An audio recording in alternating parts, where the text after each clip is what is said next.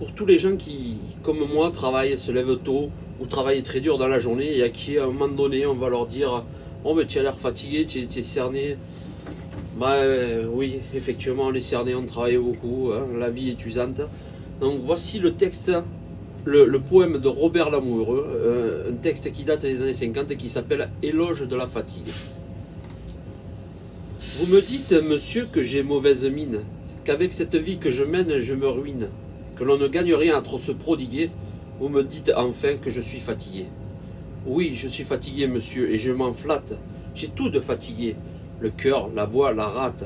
Je m'endors épuisé, je me réveille là, mais grâce à Dieu, monsieur, je ne m'en soucie pas. Et quand je m'en soucie, je me ridiculise, la fatigue souvent n'est qu'une vantardise. On n'est jamais aussi fatigué qu'on le croit. Et quand cela serait, n'en a-t-on pas le droit? Je ne vous parle pas des tristes lassitudes que l'on a lorsque le corps harassé d'habitude n'a plus pour se mouvoir que de pâles raisons, lorsqu'on a fait de soi son unique horizon, lorsqu'on n'a rien à perdre, à vaincre ou à défendre. Cette fatigue-là est mauvaise à entendre. Elle fait le front lourd, l'œil morne, le dos rond, et vous donne l'aspect d'un vivant moribond.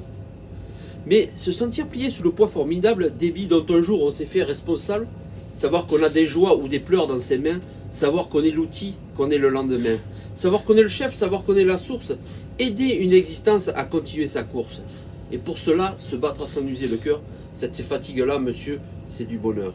Et sûr qu'à chaque pas, qu'à chaque assaut qu'on livre, on va aider un être à vivre ou à survivre.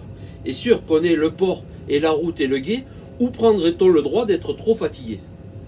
Ceux qui font de leur vie une belle aventure, marquant chaque victoire en creux sur la figure, et quand le malheur vient y mettre un creux de plus, parmi tant d'autres creux, il passe inaperçu.